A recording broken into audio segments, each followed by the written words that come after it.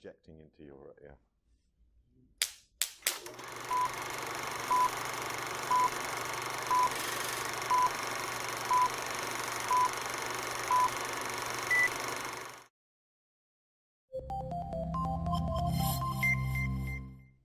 Well, hello and welcome to Qlik Spotlight, Qlik Spotlight at Qonnections. And I have the very great pleasure of interviewing John Sands, the creator of Qlik Spotlight. Welcome, John. Well, thank you so much, John, for inviting me. And I feel privileged myself that actually I get to be interviewed by myself. It's a very strange experience, I must say. So how's Qonnections been for you so far? You had a good time? Yeah, it's been fantastic. It's great. I love going here, and I'm actually meeting so many people, and some people who actually were at Qlik and now are with partners, and it's a real time to network. And I'm actually, and the interviews are going really well. So we've got the Opportunity people, we've got Dan Summer, we've got loads of stuff going on, and it's a very busy time for me, but obviously a great chance to get to meet so many good people. Now, I'm a big fan of Spotlight. I think you do an incredible job with those interviews. It's really good, and I enjoy watching them. But what was the reasoning behind? Why did you feel the need for Spotlight to be here in the first place? Well, I'm so glad that you like it, John. You're obviously, great minds think alike, and and the interviews are special for me, and I really enjoy doing them. It came about because we're not getting a chance now to actually spend time with people across different geographies, different functions, and I thought, well, we need, there's enough PowerPoint, there's enough corporate presentations out there. We need something. We need to get to know the people themselves. So I thought, it's one of those wake up in the middle of the night times where I thought, that would be perfect, and started doing it, and got some really good traction on there, and it seems to resonate. And now we have the internal comms updates on the Fridays, and people like it, and it's a human touch, and I'm so glad that it works out, and I'm glad that I have you as my biggest fan. I know in the past you've been involved in enablement and education and IT, etc. Do you think that has helped in the way that you structure the interviews, the way that you understand what's going on? Yeah, it has. Because it means I'm able to relate to people on all levels.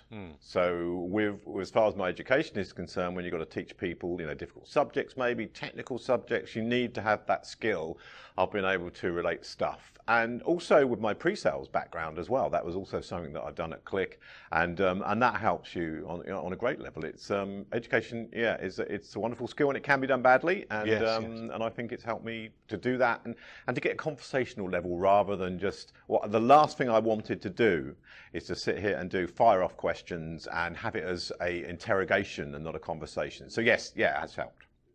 I also know that, you've been at Qlik now, 11 years? Amazing how that time that you've been here, but your career journey has been different, hasn't it? So what has happened as you've been at Qlik for that time? How has your career gone on, and what made you make those choices? Well, it's actually a badly worded question, John. I must say I need to have a word with you about how you structure your questions, but I get what you mean. And I think my journey from pre-sales to product marketing and over into culture and talent, where I am now, it's been great, and I've not been found out. I'm still here after 12 years, so and I have a real passion for this company and what they do. So when I was in product marketing, I was presenting at conferences, at the Business Discovery World Tour, the Data Revolution Tour, all of those, and I'm a bit of a show off at heart, and I do like to get up and do that, and it's been fantastic. And what Qlik has done is actually allowed me to do that and to actually move within the company rather than going somewhere else, which is fantastic. And like I say, I'm still here, so that's good. So you're at Qonnections, fantastic. So who have you interviewed and who have you spoke to, and what's the reasoning why you've spoken to those people? Well, that's a very good question. Much better. Well done.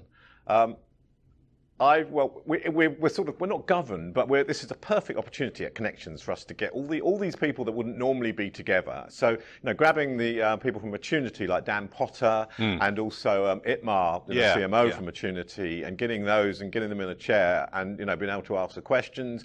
We had Jen Holvey, who's just joined, part of Roberto Sigona's team, and it's perfect. It's perfect, and we do the virtual spotlights, and actually we're the only people that I know of, that me and Mark know of, that are actually doing this. So it's a real groundbreaker for what we're doing. And so when we're sitting here, when I'm next to and face to face with the people, I find that is a much better way. You get a better connection than you can ever do virtually. But you have to do virtual. It's no way we can all get together at the same time. But so this is a perfect opportunity. And the reason we do it is because of events and compelling events that are coming up, like with the Data Literacy Project, with Rick, and with, like I said, the Opportunity side, and that's what leads us in the way for who we're going to interview in the time we've got. Well, John, thank you so much for being part of Qlik Spotlight. I've waited for ages to get you under that, and it's a real great pleasure. Thank you so much. Enjoy the rest of Qonnections and keep on doing the great work that you're doing. Well, you're making me blush, John, and it's also a privilege that I can be sat here with you asking me these questions, and long may it continue. Thank you very, very much. Well, thank you very much for that critique, John. I learned from the master, obviously.